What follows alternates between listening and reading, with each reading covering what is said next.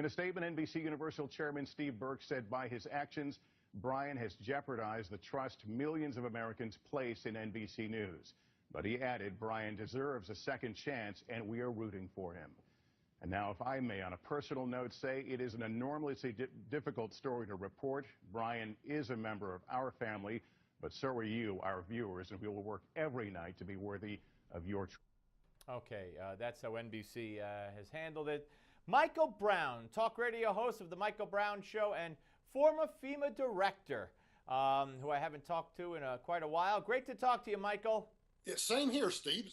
I've missed you. Yeah, no, it's back to the WOR days, and that's exactly. Been a while. So let's talk about this, because I thought of you immediately, of course, and I've seen some of the remarks you've made, right. Because Brian Williams not only lied apparently about Iraq and Hezbollah and the whole thing, he made up story after story with regard to Katrina. Yeah, it was interesting because I immediately started getting emails from former employees, people that were actually down in the Superdome, people who were in the Hyatt. Oh, they were so upset, primarily because they would write and they would say, Mike, do you remember how much trouble we had tapping down the rumors and the false stories about rapes or murders or illnesses and stuff? And I was like, yeah, I know. And there he was, perpetuating these lies. I mean, to me, the sickest one of all was when he claimed that the gangs were attacking him in a stairwell at the hotel. Well, when in fact, there were people working for FEMA in that same hotel, and you may have seen the pictures have been posted on the internet with schedules and, food will be available at this time and don't use the stairwells because, we just can't. Everything was fine. But it never let the facts get in the way of what the narrative is. And the narrative during Katrina was that somehow everything, and look, not everything went well. You know that, I know that. But the narrative was, let's blame the Bush administration and Michael Brown and George W. Bush for everything going wrong. When in fact, we were spending as much time trying to get through the rumor mill and tap that down to keep people informed about what was really going on, as opposed to dealing with, like a governor that was out of touch and a mayor that frankly was incompetent. Well, let me ask you this, and we've addressed this, and I don't have it off the top of my head, but I've addressed it many, many times, maybe a couple times with you and certainly many times without you. The failures of FEMA under the Clinton administration alone during hurricanes. For instance, I remember one in Florida, you might even know the name of it, where people were living on their lawns for months. But that never got any negative press attention. That never got, incurred the wrath of the media against the FEMA director at the time or the president at the time.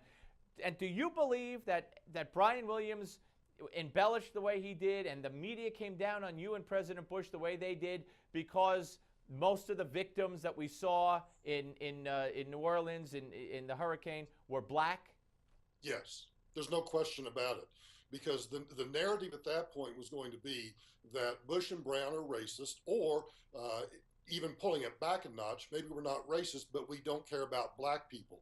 And I always found that so offensive because, one, it disparages George W. Bush, who doesn't deserve it. It disparages me, who doesn't have a racist bone in his body. And it disparages the people of FEMA, black, white, brown, of all ethnicities, that work to help everybody all the time. It was just stupid. It was. And do you think that we should go back and look at some of the reporting that was done by others at other networks? Because there were some outrageous claims made and some things presented as facts that we're now learning maybe didn't happen, not only with Brian Williams, but others. Do you think we should examine the transcripts, so to speak, and give an examination to other reporters who were on the scene those days as well? Well, I think that's going to happen because most people probably aren't thinking about this, but obviously I am. It's the 10th, and this will be the 10th anniversary of Katrina.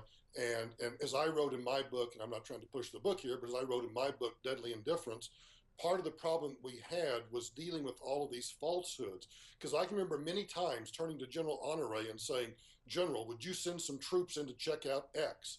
And good old General Honoré. And it didn't happen. Listen, Michael, we're out of time. But you're going to come back. But you think that we should there will be an investigation to these transcripts of other reports, correct? I think they'll look into it. I think they will. Listen, great to talk to you, Michael. We'll talk Same to you here. again. You're coming to New York. We'll hopefully see you. Grover Norquist is next, folks. Don't go away.